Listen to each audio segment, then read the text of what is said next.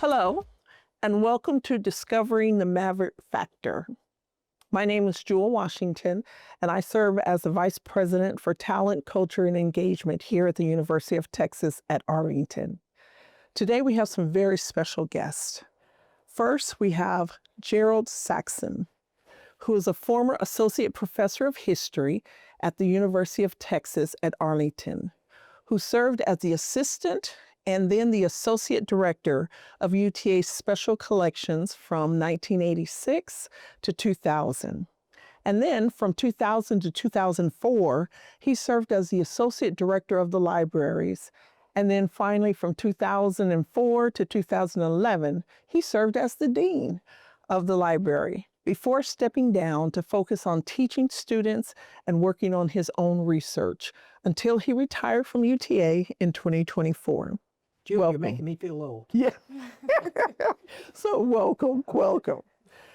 The other person I would like to introduce to you is Kera Newby, who has served as the Director of Special Collections and Archives at the University of Texas Arlington Library since 2023. Kera has an abundance of experience as a full-time archivist with museums, and she has served in those capacities for over 13 years. Welcome, Kera. Thank you, Jewel. So today, we just kind of want to get to know you, get to know some of the work that you have done in the past, and especially in our collections area. So I'm curious how you both became involved in archival work. What was your interest in that field? Well, my interests date back to when I was in high school, to be perfectly honest. I had a history teacher. His name was Steve Boston, which is a great name for anybody, but he sounds like a superhero. Yeah. But he got me interested in history, and from that point on, I was interested in how do you write history, how do you research history, and of course, one of the keys to doing that is going into archives. Okay. Because essentially archives in places like special collections are like laboratories for historians, because you look at the materials that they have, you study the past, and then you render judgments and conclusions based on that. So when I went to college, all I wanted to do was be a historian and an archivist, and that's what happened. Okay. So that's how I got interested. It was high school. Yeah, that's pretty cool. Kera? I always like to say that I think archives found me rather than me finding it. I wanted to be an art curator. That was everything from high school on. Art curation was it. I wanted to tell stories or give people the opportunity to have experiences where they could interact with art and understand more about themselves and the artists. And so I interned with an art curator, and the only open computers they had at the museum was in the archive. So I spent my entire semester with archivists, obviously doing art curation work, but learning about archives. And I realized I could do all of these things I wanted to do in art curation, but do it in archives and be really the launching point, the supporting point for people who were doing original research and who were sharing these stories with the world. So from that point on, I got my degree in museum studies and history, but then I went and got my master's in library and information studies with focus on archives, so I could be that supporting person. Very interesting. So I want to talk a little bit about our special collections, specifically here at UTA. So what kind of materials and artifacts are stored there? So we could spend the rest of this podcast talking about the types of materials that are there, and even just in general terms. We have so many materials, but our primary focuses are on Texas history materials, specifically Texas labor and disability history. Those are two really important areas. We also have an incredible cartographic library in special collections, where our oldest map is from the 1490s, and we're exploring through cartography, exploring the history of how the world has been mapped. So there's a wide variety of materials in special collections. So what is the process for how you select these items and preserve those? Yeah. I can talk about now if you want to talk Yeah, and about I can how- talk about the past. Go ahead and talk now, and then I'll revert back to the past. Okay. So where we are right now is we have to be highly selective of the materials, and we would always be highly selective, but we have to be even more so now because we are inching up to being at capacity for bringing materials in. So we go through a process called archival appraisal, which is this like process where we're asking lots of questions about the materials and how it fits into our collecting areas, and really looking at what this collection offers for users.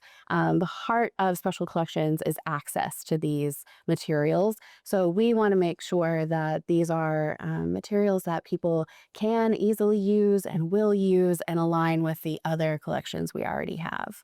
Okay. And I'll just add to that because she mentioned some of the areas in which Special Collections collects. Yeah. And the key to acquiring materials is having a collecting policy, which they have. Okay. She mentioned Texas history. She mentioned labor. Of course, they're the university archives as well, UTA, and the cartographic collections that they have. So when you have kind of a roadmap, Yes. that kind of tells you at least what areas you're collecting in. And then the rest is the hard part, and that is finding those collections, Right. convincing people to either donate them Yeah. or to come up with a way to purchase them. And that's always a challenge in any special collections. At UTA, it's been quite a challenge. You know, when I was here, I had the pleasure of working with Jenkins and Virginia Garrett, who parts of special collections are named after. Mr. Garrett was on the Board of Regents, went to the University of Texas, and he went to Harvard Law School, and he was a inveterate Texas collector. He always said, I have a disease, and that disease is collecting. And the only way you can quench that thirst and satiate that disease is by collecting materials. Right? He collected books and manuscripts and newspapers from Texas history. And then his wife caught the disease too. So she was the one who collected cartographic sources, maps, historic items relating to atlases and things like that. And they both donated their collections to UTA, and they became significant parts of special collections, as Kera said. So, you know, it's really nice that you have two main benefactors, both of whom are deceased now, unfortunately. That's really a gift. Yes, To be able to have that and have that history continue. So Gerald, I'm curious, can you speak a little bit on the changes that you've witnessed over the decades that you were here at UTA, and what was it like when you first arrived, and then how do you think it's evolved? Well, I came in 1986, as you said, and the campus was going through some challenges as usual. You know, campuses, they have highs and they have lows. Right. And one of the highs they were going through was trying to become a research level university. And when I came to UTA in 1986, the governor at the time had appointed a select committee on colleges and universities in Texas, state-supported colleges. And that select committee had said UTA's scope should be as a comprehensive teaching university. And everybody on campus went crazy. You know, they went ballistic. President Netterman was president. And they, you know, how dare you say we should be a comprehensive teaching university when our goal is to become a comprehensive teaching and research university. So, I mean, there were meetings, there were protests, there were lobbying going on. And by the next year, in 1987, that select committee had changed how UTA's scope should be. And they mentioned that it should be a comprehensive teaching and research university. So that was one of the changes. UTA has become much more of a research-oriented university. Yeah. Probably the second change that I would mention is the growing diversity at UTA. You know, in the book I wrote about the history of UTA, we integrated the campus for the first time in 1962.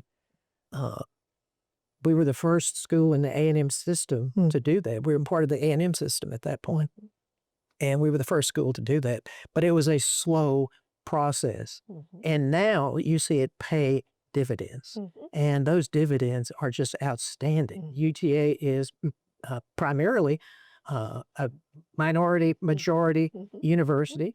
And there are more women at UTA than men. There are people, as Kera said, with disabilities that have come to UTA. So, I mean, you see diversity all over the place. And that's really very rewarding. Yes.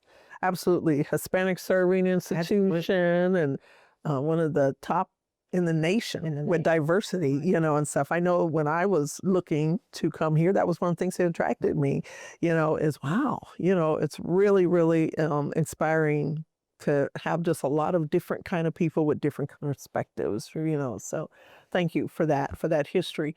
So Kara, I'll ask you a question. So what are some of the most surprising or lesser known facts about UTA that people may not know? Honestly, I think Gerald might be the one who's better to answer that. What What that people may not know? Yeah. Oh, gosh, there are a lot. Knowing that most people don't know the history of their own country, much less the history of the institution that they go to. Take your pick. UTA had 8 different names in the past. Okay. UTA started as a private, they called it Arlington College, but it wasn't a college at all. It was a private primary and secondary school. So the first 4 schools, literally located almost where we're sitting, were private schools, and a couple were military academies, and they catered to people who were in the primary school into high school, and that was it. But really, in 1917, we became part of the Texas A&M system, and to me, that's kind of a transformational moment because we weren't private anymore. We were picked up by the A&M system. The Texas legislature passed laws making it state-supported, and we were called Groves Vocational College. So, and that was in 1917, and probably the next major shift was when we were in Arlington, became Arlington State College. And what probably a lot of people don't know is athletically, Arlington State College won 2 junior Rose Bowls in a row in 1956 and in 1957. We were a junior college then.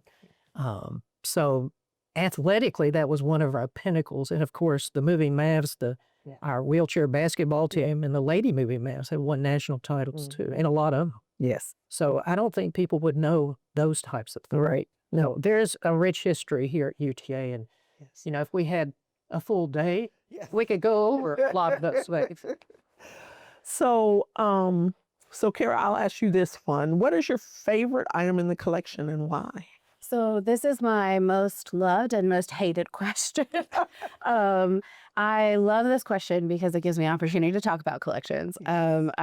This question is it's just impossible to answer. You know, where we're at right now in special collections, we have over 2,500, close to 3,000 individual collections, including the university archives. And there's so much rich material that truly makes an impact on people's research and makes an impact on our understanding of the world and each other. And so instead of maybe talking about a collection or a specific collection, I might talk about a collecting area. Okay. So I am particularly fond of our Texas labor collection. It documents the labor history of Texas through the lens of different labor unions and, you know, the people who are fighting for workers' rights and trying to, you know, make labor like an equitable and a fair practice. And it really speaks to just like the humanness of what people went through to get us to where we are today in our working world. So that labor collection is still active. We're still working with current labor unions and people who are running those unions. So I think that collection for me is really important and probably my favorite collecting area. But ask me tomorrow and it'd be something different. Right. Honestly. Well, I want to kind of riff on what she said about the labor collection, because if you know anything about Texas history, you know, Texas has not been kind to labor unions. We're a right-to-work state, and so labor unions are kind of the odd people out. And so to have a labor collection is something that is truly unique in Texas. And no other university has a collection like that. So to me, that makes special collections one of those things that, you know, it's unique. Of course, all special collections and materials are unique. I want to ask Kara a question. Okay. She asked your favorite, but what is the heaviest used items in the collection? I'm thinking of photographs now. Are you thinking of the photographs that I'm thinking? I do know. So there are some photographs in our Fort Worth Star Telegram photography collection, which before I answer this, that collection is super unusual and rare. It is not a normal circumstance for a newspaper to donate their photo archive to a public special collections. So we are really fortunate to have that collection. It's sitting right now at over 8 million images that we have here in special collections. It's really valuable. It's like so important to tell the story of our area through that collection. But within that collection, there's a series of photographs that document the Roswell incident. So they're part of the Roswell material came to Fort Worth for analysis, and there are photographs of it. And those photographs are incredibly popular always. They are always so popular. There's a one of the people in the images is holding a document. And so people are trying and have tried for years to figure out what's on that document. It's a big mystery. So those photographs are definitely highly accessed. I imagine they have been used by the Air Force. They've been used by all sorts of people to try and figure out what happened in Roswell, New Mexico in the 1940s. You being from New Mexico. Yes, I'm very familiar with all the different things that are going on. I wanted to mention one other thing. She talked about the 8 million photographs and negatives that are in special collections, and the library has a refrigerated space. And we're one of just a few places in the state of Texas that has cold storage for images like that. It's a very special space. It's made up of 2 spaces. So there's cool storage and cold storage. Cold storage is very cold, and it's where negatives live for most of their lives until they're needed. And then they get moved into cool storage, which is also, it's still kind of cold. You still need a jacket when you're in there, but you don't need a coat like you do when you're in cold storage. And they stay in cool storage while they sort of rise in temperature before we can remove them and actually either digitize them or look at them. It's an entire process, but it's all to keep those materials preserved for perpetuity. And we are incredibly, like Gerald said, we are incredibly lucky to have that cold storage space. It's really rare. And I imagine with this year being our 130th anniversary here at UTA, you all are probably helping us select different photos from the past and different things for different events. I know you guys are going to have a special, is it a display of historical photos here at UTA for the 130th? Yes. So there's going to be a new exhibit added to the library. In the library's main stairwell, there will be panels talking about the university's history for the last 130 years. And they focus on 6 different themes of growth and transformation in the UTA's history. And nearly all of the photographs and materials used in the exhibit are from special collections, but we also we have some Fort Worth Star Telegram photos in there, and then also our wonderful partners at the Shorthorn were really generous in letting us use some photographs for you. I can't wait to see that. When I ended up writing the history, the first 100 years of UTA, of course, we've gone 30 years beyond that. It's a book that is highly illustrated, and most of those illustrations, as Kara said, have come from special collections as collections. And you can't write history without institutions and divisions like special collections. You just can't do it because you have to base history. Now, I'm going to say this. It might not be popular today. Based on fact. And not somebody's whim and whimsy, but you have to base it on fact. And that fact you discover through that evidence. That's millions of photographs, thousands of collections, the books, what people believe, newspapers, all of those things. And, and when you write the history of UTA or whatever institution or person, you can't do it without those types of sources. You just can't. So now I heard a wild rumor that, and I want you all to confirm whether or not this is true, that we have, or there was an elephant carcass buried here at UTA on campus. What's the story behind that? Well, It's an unusual story, but not that unusual.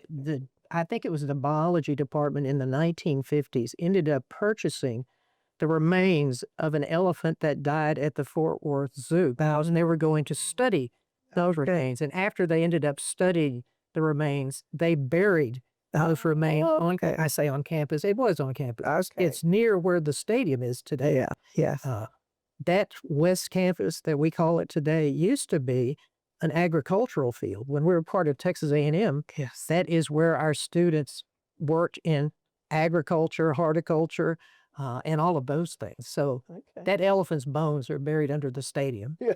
So that is a true story. That is true. Interesting. Yeah, that's very interesting. Zoology professor who had retired Yeah. to tell us that story. Okay. Because we kept hearing the same rumors you did. Yeah. Yeah. Her name was Queen Tut. Yeah, it was Queen Tut. Okay, had a name and everything, right? Okay.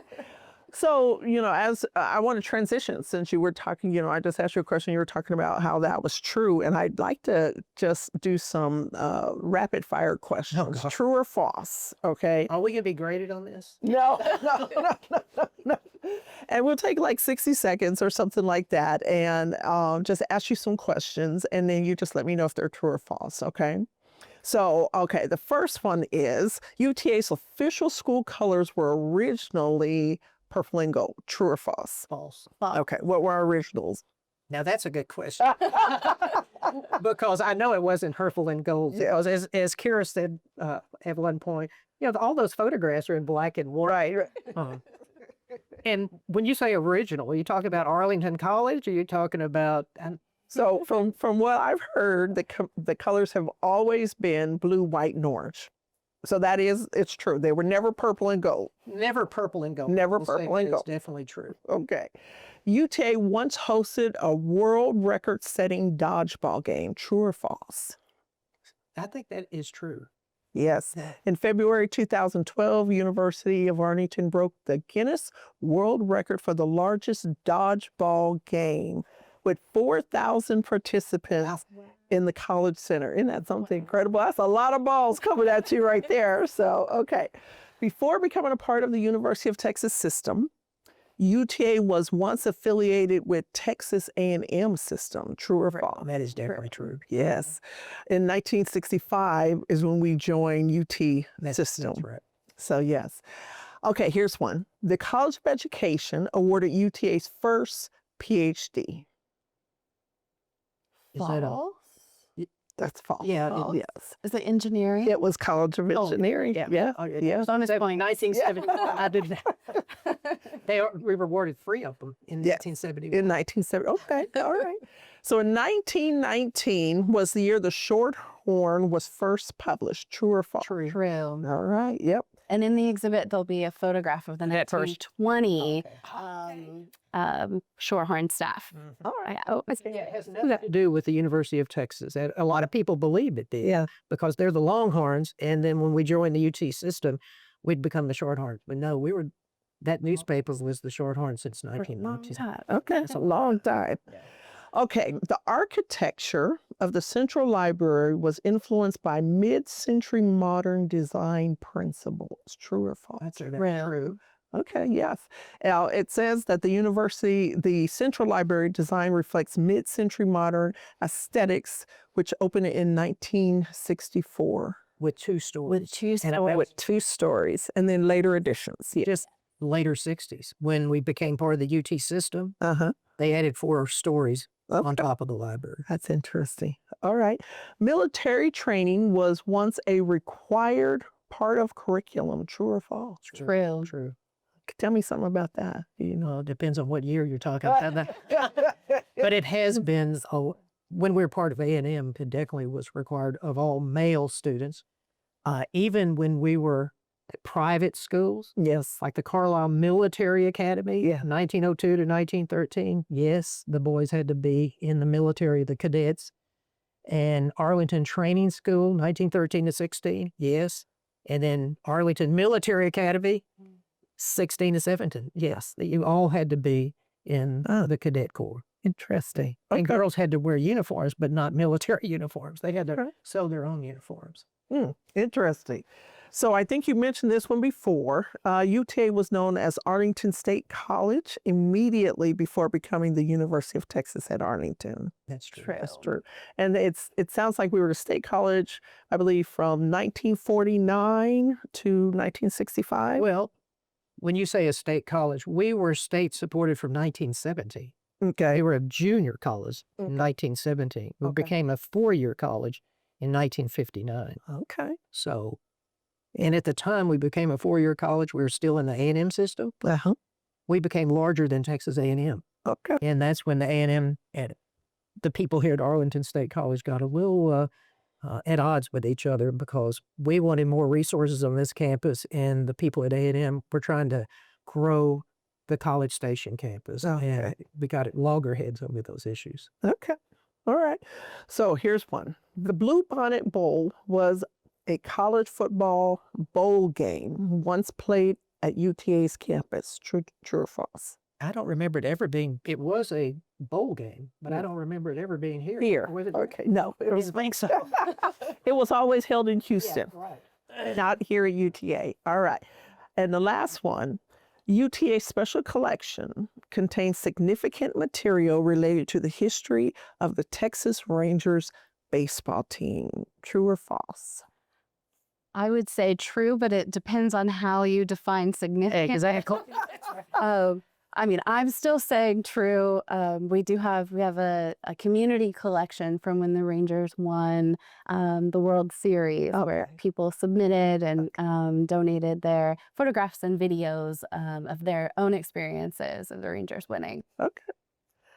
Well, it has been a pleasure talking to you all today and just learning a little bit more about our collections, our history here at the university, and just appreciate your time today.